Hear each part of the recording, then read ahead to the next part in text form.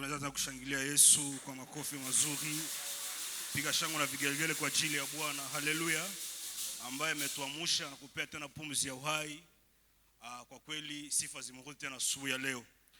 Tunasema ni asante sana kwa mchungaji pamoja na baraza kutupatia tena muda kama na huu kushimama hapa, na tunasema ni asante Baba. Mungu awabariki sana kwa kuwa mliona tena vyema tuchangie maneno ya Mungu pamoja kwa asubuhi ya leo. Pamoja na hiyo somo ni nzuri sana na imepakwa mafuta na Roho Mtakatifu, lakini wakati ni kadogo. Ndio maana ulikuwa unaona niko na negosia wakati kwa mwongozi wa ibada, lakini basi tutenda sawa sawa tu na wakati, na utakuwa ufupi sana. Basi bila kuchelewa tutaomba tushimame tusome maandiko matakatifu. Tutakuwa katika kitabu cha Wafalme wa pili sura 4 na mstari wake wa 8. Lakini tutakuwa hapo kwa mfalme. Somo letu itakuwa sana sana ndani ya historia, kuanzia hapo kwa sura yake ya 8 mpaka mstari wa 17. Lakini tutasoma mstari mmoja tu kwa ajili ya wakati, na pia tutaomba Papa Pastor Mwira atatusomea kumbukumbu la Torati 8:18. Basi na tunaanza na Wafalme. Tunasoma katika jina la Yesu. Hata ikawa siku moja Elisha alikwenda Shunem, na huko kulikuwa na mwanamke mmoja mwenye cheo, naye akamshurutisha aje ale chakula. Ikawa kila alipopita njia ile huingia kula chakula. Amen. Kumbukumbu la Torati 8:18. Bali utamkumbuka Bwana Mungu wako, maana ndiye akupaye nguvu za kupata utajiri, ili alifanye imara agano lake alilowapa baba zako kama hivi leo. Amen. Amen. Bwana Yesu asifiwe. Tunaweza kuketi. Na tunao somo ambao tulikuwa tunazungumzia wiki yote mzima, kwa wale ambao walikuwa wanashiriki sana sana maibada kanisani, kuhusu utoaji kama vile mlango wa baraka. Bwana Yesu asifiwe. Utoaji kama mlango wa kubarikiwa. Na wakati tunapoangalia utoaji, tunakutana ya kwamba utoaji ni kuweka hazina ama kuwekesha hazina yako mbinguni. Maandiko matakatifu yanatuambia kwamba katika kitabu cha Mathayo 6:19-21 ya kwamba msiwekeze hazina zenyu duniani, msiwekeze hazina zenyu duniani, mahali ambapo nondo na kutu huja na kuharibu, wezi huja kuvunja na kuiba. Lakini Yesu Kristo iko napana conseil, iko natupatia conseil. Anasema ya kwamba tuweke hazina zetu mbinguni, mahali ambapo nondo wala kutu havitafika kuharibu, wala mwizi hatafika kuvunja wala kuiba. Alafu anaendelea kusema kwa mstari hapo 21, naipenda sana. Aseme mahali ambapo kutakuwa hazina yako, ndipo kutakuwa kuwepo roho yako, ama ndipo roho yako itakuwa kuwa. Kwa Kiswahili kingine, yani wakati unapotoa sadaka, uko unafanya kese, uko unajiwekea mwenyewe, haupatie mtu, haupatie mwanadamu, lakini wewe mwenyewe uko unajiwekea katika ufalme wa Mungu. Ni kama vile kuna bank ambako unatia ndani, mwisho wa siku utakuwa recupere. Unajua ufalme wa mbinguni, acha niseme kwamba inafananishwa ni kama vile ufalme wa Amerika. Unajua Amerika, kusudi uende uishi kule kwa sasa, wanakuambia kwamba fungue kwanza compte bancaire, alafu weke ama monta fulani, na hauwezi kupata visa ya residence na hauyaweka monta fulani yenye walikuambia uweke ndani ya hiyo konte huko Amerika, kusudi wa ukubali. Hata kusudi wa ukubali tu kwenda soma huko, ni lazima wazazi wakuwekee plus ya $6,000, $14,000 mkonte yako, kusudi huko usilemee serikali, usilemee watu. Yaani ufike na uishi kama vile mwanadamu katikati ya wengine watu. Na Yesu Kristo anatuambia kwamba mbinguni pia tuweke pia hazina zetu, ya kuwa hapo ndipo kutakuwa kuwepo roho zetu. Sasa sisi mashine kama hautoe, kama huna moyo wa utoaji, wa utoaki, mbinguni utakuwa mgeni wa nani? Unajua kuna wakati mwingine tulipata mjumbe fasi fulani iko nasema kwamba kwa ajili ya cha 10 na sadaka watu wanadharau sana, lakini Mungu alimbeba maono. Wakati anambeba maono akakutana, yani uko mbinguni kuna nyumba za watakatifu wengi ambao ni mashantie, wale wenye watu wake. Kuna hata yule ambaye banamuonyesha tu parcela ya mtu fulani ile, lakini hajaweka hata jiwe moja. So kusipomtolea Mungu inaweza kusababisha pia na kufungia mlango wa mbinguni, hautaingia, hautapata kibali. Kwa kuwa unapotoa pia unajitafutia kibali mbele za Bwana, unafanya agano na Mwenyezi Mungu. Unapotoa ni ibada. Na ndio wakati tunaposema ya kwamba unapotoa usije kutoa na uone mchafu. Tengeneza kwanza maisha yako, tubu dhambi zako, uje ukiwa mtakatifu. Kwa maana ni ibada takatifu, unakuja kumwabudu Bwana. Unakuja tena kurenuvele ile agano na Bwana. Unaambia Bwana, mimi niko tena hapa, uniangalie, unikumbuke. Mimi ni yule tena, nakuja tena. Mimi ni yule tena, nategemea siku moja niingie katika ufalme wa mbinguni. Ndio maana naleta zaka yangu, naleta cha 10 changu, naleta sadaka za shukrani, naleta hekaluni mwako kusudi konte yangu mbinguni pande. Bwana Yesu asifiwe. Na ukweli ni kwamba wakati unapotoa, unaleta sadaka hekaluni, hizo sadaka usitegemea kwamba kuna malaika ambaye anatoka mbinguni anakuja kuzichukua na kuzikula ama anazipelekea Mwenyezi Mungu. Hapana. Sadaka hekaluni, masomo matakatifu yanatuambia kwamba mleteni zaka galani, ili muwemo nyumbani mwangu chakula kwa wingi. Yaani unapoleta sadaka zako kwa kweli, hapana unafiki. Wacha niwaambie kweli, kwa kuwa ukweli huo unaweka watu huru. Ujue tu ukweli wa sadaka. Sadaka huwa inatumiwa na watumishi kanisani. Sadaka engine nusu inaenda kwa wajane na mayatima.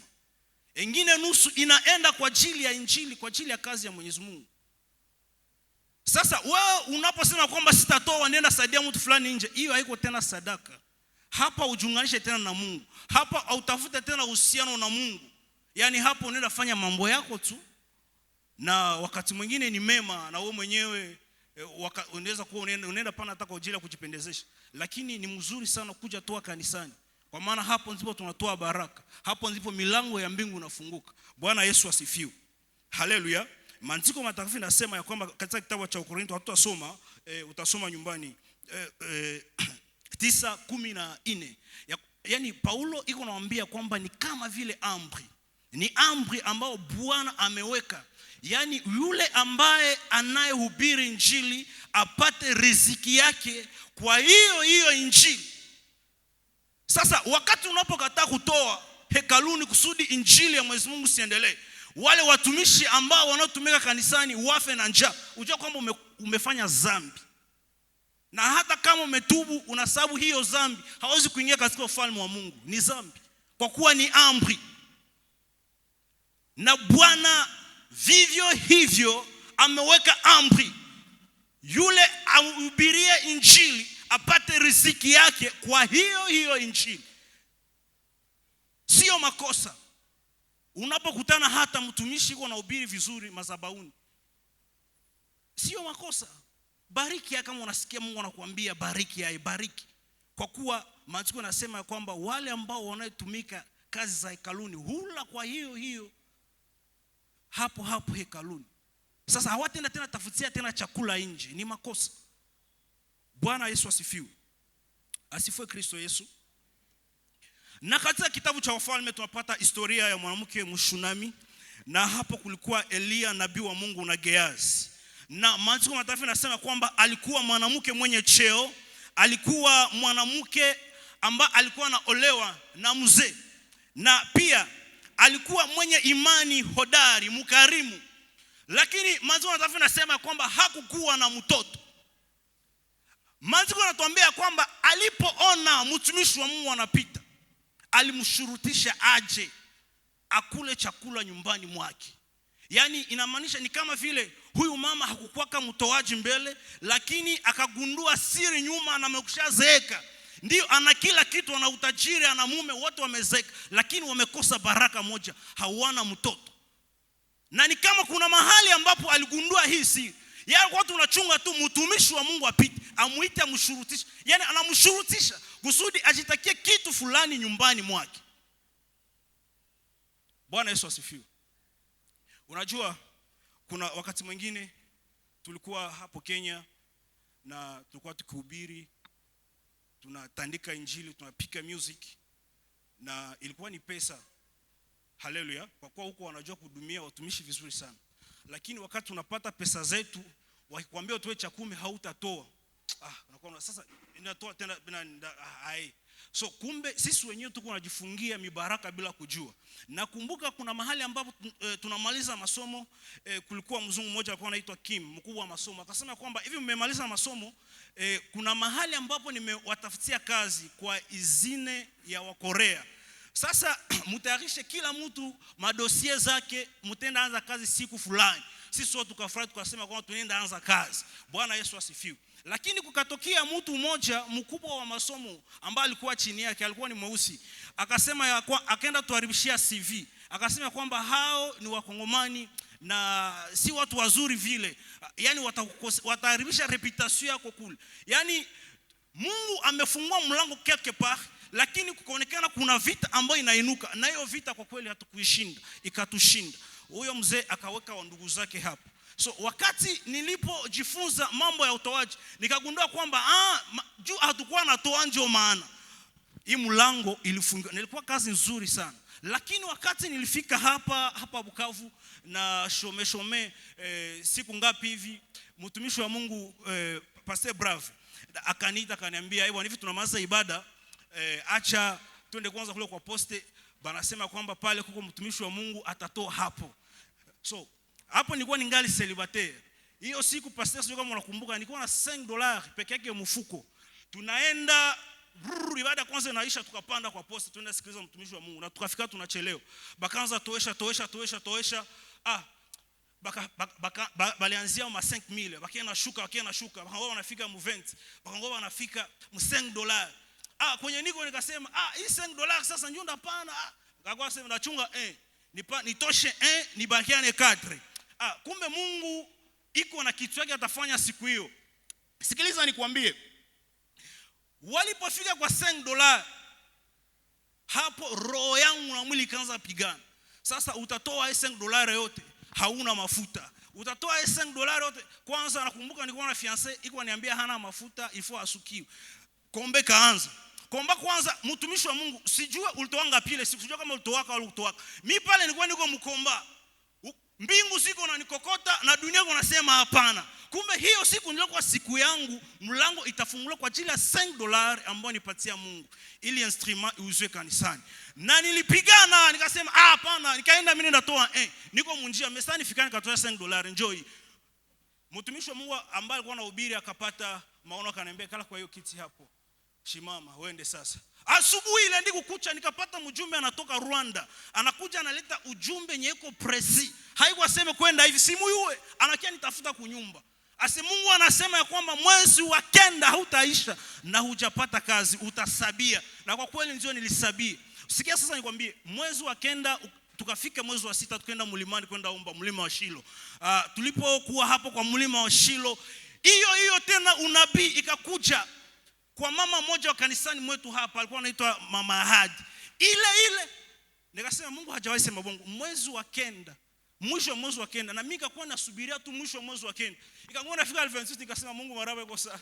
Sijua hivi kosa mara unidanganya Mais le 29 ilikuwa dimanche. Bakaniita bila CV, mimi nenda fanya kazi. Na kwa kweli ile ambao Mungu alisema nikaiona. Ahadi ya Mungu haichelewi. Haleluya. Ukifanya agano naye kwa utoaji, Bwana Yesu asifiwe, kuna milango ambayo huwa anafungua. Ikanionyesha kwamba mimi mwenyewe ndio nicheloshaka hapo Kenya. Mimi mwenyewe ndio nilisababishaka milango yangu ya kazi fungiwa hapo Kenya. Kwa sababu gani? Sikukuwa natoa, hatukuwa na hiyo moyo wa utoaji. Mes frères musiciens, hata kama unapiga muziki, mkuwe natoa. Hata kama uko mwombaji unaomba sana, unahubiri sana, toa. Unaweza kuwa mwombaji kanisani, unaweza kuwa mhubiri kanisani, unapiga muziki mzuri, unaimba muziki, lakini kama utowake utakufa maskini tu na Mungu anaendelea kutukuka. Haleluya. Kwa maana tunapotoa, milango ya mibaraka huwa inafunga katika maisha yetu. Na mwanamke Mshunami akagundua ya kwamba utoaji tu ndio siri ya kupata mtoto. Wacha nifanye kitu kwa ajili ya mtumishi wa Mungu. Maana watafi nasema kwamba akamjengea hata chumba hapo hapo ili anapopita alale humo ndani, akamwekea kitanda, kiti, taa, yani akaipamba vizuri sana. Na mtumishi wa Mungu alipopita akamwambia chumba chako kile kuja, mtumishi alipolala akasikia. Nabii wa Mungu Elisha akasikia amani, akasikia furaha. Unajua wakati watumishi wa Mungu wanasikia furaha, hapo ndipo huwa wanaachilia baraka. Haleluya. Na ndivyo Mungu pia na wakati unamfurahisha kwa sadaka zako, anaachilia baraka ambazo haukukuwa unazingoje. Bwana Yesu asifiwe. Niko nasema mbio kwa wakati wangu kidogo, ndio maana mliona mnaregeza karfati. Nikideborde mtumishi unanisamehe kiasi. Haleluya. Bwana Yesu asifiwe. Sadaka pia inaweza kubadilisha destiny ya mtu. Sadaka inaweza kubadilisha pia jina ya mtu. Bwana Yesu asifiwe. Kwa kumtolea tu Mungu, ulikuwa unaitwa mgonjwa wa diabetes, unaweza kuitwa mwenye afya. Kwa kumtolea tu Mungu, ulikuwa unadharaulika, unaitwa maskini, unaitwa tajiri, milioneri. Kwa kumtolea tu Mungu, Mungu anaweza kupasua milango yake. Au kuwa na mtoto unapata watoto. Kuna siri ndani ya utoaji. Na mimi niko nahubiria kitu ambacho nimeiona na kitu ambacho nimeishi. Haleluya. Na utasema ule bwana ni mateori tu, mbone. Ngoja sasa mimi namaliza ndatoa. Unipatie tu wakati. Bwana Yesu asifiwe. Haleluya. Na utoe. Bwana Yesu asifiwe. Na tunamwona Abraham kwa ajili ya kumtolea Mwenyezi Mungu, Mungu akafungua milango ya mibaraka na akachilia mtoto kwa miaka ya uzee. Sara ambaye alikuwa anaitwa tasa akaitwa mama Isaka. Bwana Yesu asifiwe. Kwa ajili tu ya kumtolea Mungu, tunaona Noa gharika inaisha, anasema wacha tumshukuru Mungu ambaye ametuepusha na hii maji. Wanaenda kumtolea Mungu sadaka. Maana wanasema kwamba Mungu juu mbinguni akasikia harufu nzuri ya sadaka ya Noa inamfikia. Sikia, Mungu akalapa. Ndio mahali ambapo tunaona Mungu amelapa. Akasema kwa kweli kwa ajili yako tu Noa, nimekulapia, sitawahi tena angamiza dunia kwa maji. Bwana Yesu asifiwe. Kwa ajili ya sadaka. So kuna sadaka ambayo unaweza kutoa inakuepusha na kifo. Kuna sadaka ambayo unaweza kutoa inakulindia watoto shuleni hawatafundisha uchawi. Kuna sadaka ambayo unaweza kutoa milango ya mibaraka inafungua kama ulikuwa mpangai unaitwa Baer. Bwana Yesu asifiwe. Katika utoaji kuna siri ya mibaraka.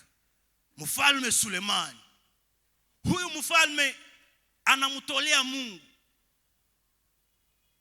Mungu akasikia juu mbinguni harufu inamfikia. 120,000 brebis, 222,000 vaches. Hata wewe peke. Mungu mbinguni akasikia naguswa. Akasema wacha nimtembelee huu mfalme. Akaenda akamwambia unataka nikufanzie nini? Unajua ni lazima tujifunze kutoa. Haleluya. Siku moja uone Mungu anakutembelea kuulize unataka akufanyizie nini? Unaona hiyo kiwango? Unataka akufanyizie nini? Unasema hivyo kwa moyo wako. Ewe Mungu, nataka ninunue ndege. Hata kama unaishi Lusiba, utainunua. Bwana Yesu asifiwe. Maana matafi nasema kwamba mfalme akasema ya kwamba unipee akili na hekima ili nijue kutoka na kuingia ndani ya hao watu. Mungu juu mbinguni akasema haitoshi. Akamwongezea utajiri na umaarufu. Maandiko matafi nasema ya kwamba hakujawahi kuwa mfalme tajiri na maarufu kama vile Sulemani. Alikontrolea hata manyama. Mungu alimpea uwezo wa kontrolea hata manyama. Wakati mwingine alikuwa anatuma hata ndege. Anakontrolea nyama wa hangani, ndege wangani na nyama ambao wanaotembea kwa udongo. Yaani alikuwa hata na uwezo wa kushurutisha madubu simba waende wapigane vita na waenda pigana vita. Mungu akampatia hata uwezo wa kontrole mapepo. Kwa kuwa maandiko yanasema ya kwamba hata vitabu vya documentaire, hata wakati Rene wa Ethiopia alipomtembelea, aseme aliamuru mapepo zimujengee nyumba juu ya maji. Mapepo Mungu alimpea ile uwezo. Halikuwa hata na uwezo ya kuambia ndege kamata message, anaiongelesha kwa kinywa. Kwa ajili tu ya utoaji, unasikia hapa Mungu alimpea, uende peleka message quelque part. Ile ndege inabeba message na inarudisha message. Mungu anampea uwezo wa kontrole wanyama. Lakini wewe hipusi tu hili yetu pembeni yako. Yes, mama anakufa. Mende tu hautekala tena kule kiti. Jifunishe kutoa.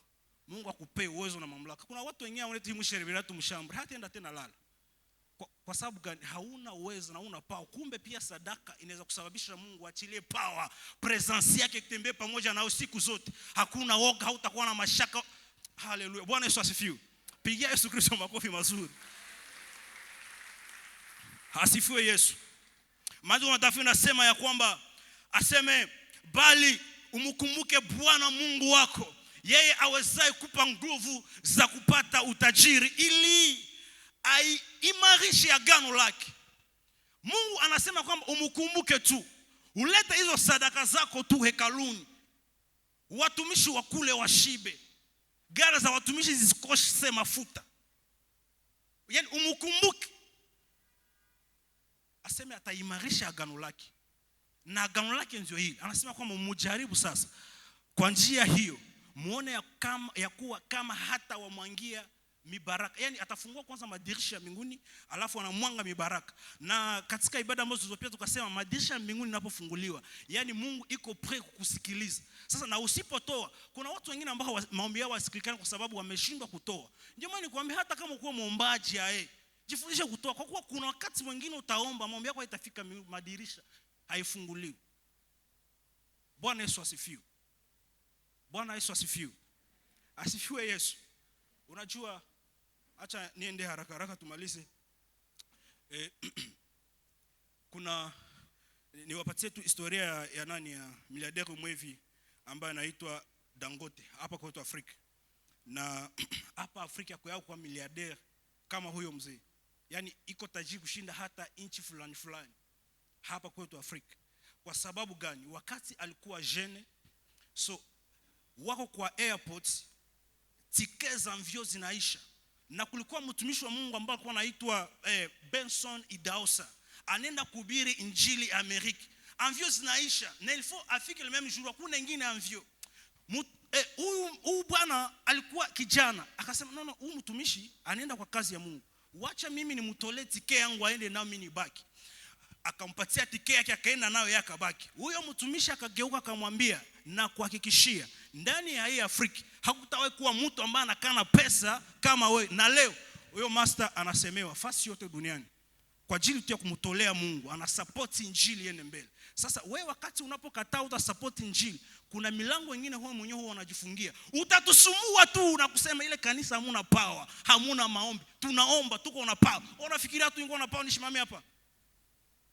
Tuko na power. Na pastor wetu pale anaomba sana, lakini mnawasumbua sana na kutusema sema. Hawana tena roho. Onyo mwenye dhambi. Tuko na roho Mungu. Haleluya. Kwa kuwa roho Mungu unafikiria ange tusupport tungilikuwa hapa. Nashimama hapa nikatangaza injili. Ningilishia hapo njiani ama ningilala singeamuka. Lakini kwa sababu roho Mungu iko, anapitia watumishi wake, mchungaji wake. Ndio maana huyo baba tumuchunge vizuri sana. Bwana Yesu asifiwe. Muvalishe, mkulishe. Gari yake mswahi kosa mafuta. Na mahali ambapo tawaiona iko kwa mguu, kwa anatembea kwa mguu, jifuchike usimsalimie. Kwa maana ukimsalimia utakokota laana. Hastahili kutembea na mguu, hastahili kusumbuka. Unajifuchika asikuone. Kwa kuwa ile kumsalimia tu, hata kama roho yake inafurahi. Mbingu ziko naona, nyinyi watu wa shirika wa Yesu nijibu, hamshughulikie watumishi wenu. Mnakataa kutoa ili mali iwe nyingi hekaluni. Watumishi wanasufiri. Bwana asifiwe. Lakini mnapotoa, naye anapokuwa ndani ya nyumba, anaangalia sadaka yenye mlitoa kwa mwezi, anasema wacha niombee ula Kristo baraka. Unajua sadaka na huwe na motive. Sadaka ndio ni motive nabii wa Mungu Elisha aachilie baraka ya mtoto kwa huyu mama. Asifiwe Yesu. Kuna nyingine sadaka mwone za kutoa mpaka mchungaji sana unaona kitabu cha 10 anasikia anajazwa raka kaka. Ile tu kusema raka kaka ni baraka na chilo kwa kila mtu ndani ya kanisa. Haleluya. Mungu akumbuke watoaji. Bwana Yesu asifiwe. Kama wewe ni mtoaji, Mungu akufungulie milango. Kama wewe ni mtoaji, Mungu akujalie neema. Shetani asiwahi kuiba hiyo kipawa, kwa kuwa ni kipawa ambao huwa inaleta baraka. Bwana Yesu asifiwe. Hata hapa Kenya tu tunaona na President Ruto. President Ruto unafikiria kufika hapo kwa hiyo kiti, haikuwa black.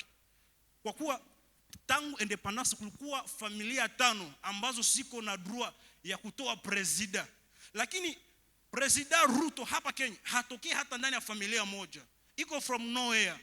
Hatoki hata mahali fulani. Lakini kwa ajili ya kumtolea Mungu alikuwa anashanja kuku na kulima. Lakini kwa ajili ya kumtolea Mungu, Mungu akaenda mpanisha polepole akampatia kwa vice president. Baada ya hapo Mungu akampatia kwa president. Unaona? So huyo mzee anauzaka hata kiwanja ya $45,000 na anaijenga yeye mwenyewe. Na kuna wakati ambao tulisikia aliuza kiwanja ya kipande ya MU please. Maki masisa mile tuseme.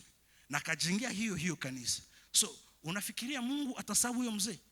Na kuhakikishia hata mpaka kwa kizazi chake cha ini, hata kama kuna hiyo masheria ndani ya baraza ya wazee, hakuna ambaye atakokuwa president mwenye familia yake kwa kile wakati independence. Na kuambia familia Ruto atakuwa nakuwa, kwa kuwa anajifundisha utoaji. Na Mungu juu mbinguni anapoangalia anasema huyu ni mtu wangu, lazima nimpe ushindi. Bwana Yesu asifiwe. Haleluya. Katika kutoa Mungu huwa anasaidia watu wake, maisha yanabadilika. Asifiwe Kristo Yesu. Na tuliona hata hapo Kenya wakati ya utoaji, unakutana mama mmoja anatoka kule nyuma, unasikia anasema kwamba anatoa sasa $50,000. Sio unamwangalia lakini sio unachunguza, unaangalia kidogo maisha yake, unakutana iko na entreprise, iko na manyumba, hata mwisho wa mwezi iko naingiza plus ya $500,000. Unagundua huyu mama siri yake ya kubarikiwa ni utoaji. Hapa Kenya wamama tu, si wa baba, mama iko na hiyo mali yapata pale. So utembee kidogo kiasi tu njoo utagundua kwamba kumbe akasamile kiniko unako akavemile kiniko unako siyakuwa na kitu. Acha nimtolee Mwenyezi Mungu, niweka Mungu ataziongeza. Bwana Yesu asifiwe. Maandiko matakatifu yanatuambia katika kitabu cha Mezali, utasoma nyumbani 11:24-25 ya kuwa kuna yule atawanyaye huongezewa. Halafu kuna yule azuiaye isiyokuwa haki huongezewa mahitaji. Unajua kwamba kuna wakati mwingine unaweza kujizuia, sitatoa.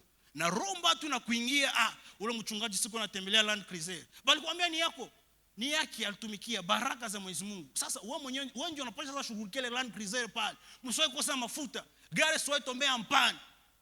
Kusudi na wao barikiwe. Kesho utembelee kama ile. Bwana Yesu asifiwe. Ndaleta na sadaka mwele kanisa sijui na nini, wale watumishi na kwanza. Wewe mwenyewe unapojifunga hivyo, na ndivyo unafunga baraka zako. Unafunga kuendelea kwako. Lakini maandiko yanasema kwamba yule atawanyaye huongezewa. Unapotoa unatoa. Mungu naye anasema wacha nimkumbuke, wacha nimuongezee. Haleluya. Na mahali ambapo unapotosha hakutapungukiwa. Haleluya. Kwa kuwa Mungu ni mwaminifu, hajawahi baki ndani ya deni ya mtu. Hata hiyo ni mchungaji wetu ndio huwa anaisema ya kwamba Mungu hajawahi kula deni ya mtu. Akikula deni yako ni lazima hakulipe tu. Na akatuambia kwamba katika ushuhuda zake ya kuwa alimtumikia Mungu. Na kweli ukisikiliza hata hapo nje vyenye wanavyomzungumza, unaelewa kumbe ni mchungaji wangu lakini mimi simjue zaidi. Alitumikia Mungu ndio kwa kweli. Na kwa kweli Mungu huwa anamlipa. Unaona miaka yake, lakini angalia form ambayo kuna kwa vile ya jeune. Hata wakati unapotoa Mungu anaondoa ile sura ya miaka ya kuzeka na kupatia sura ya ujene. Tumikia tu Mungu. Unafikiria mchungaji wetu mzee? Mekuko beko na 50 hapa, mgongo shakunjama. Akipita hata kama hana naye mafuta kwa gari, anaendake kwa natembea munjia saa jeune. Kwa sababu gani? Alijifunza siri ya kumtumikia Mungu. Haleluya. Katika kumtumikia Mwenyezi Mungu, Mungu huwa anatusaidia, anatembea pamoja nasi, anatuimarisha, anatupatia afya njema, anatupatia utajiri. Baada yao atongezea miaka ya kuishi kwa kumtolea tu Mwenyezi Mungu. Bwana Yesu asifiwe. Tunaweza kusimama kwa miguu yetu na tutaomba. Na mimi nafanya yangu utoaji. Haleluya. Yangu utoaji ndio hii. Nanunua kwanza bafle moja ya retour kusudi sauti kwa nafika hapa hivi. Haleluya. Alafu unasikiliza kidogo.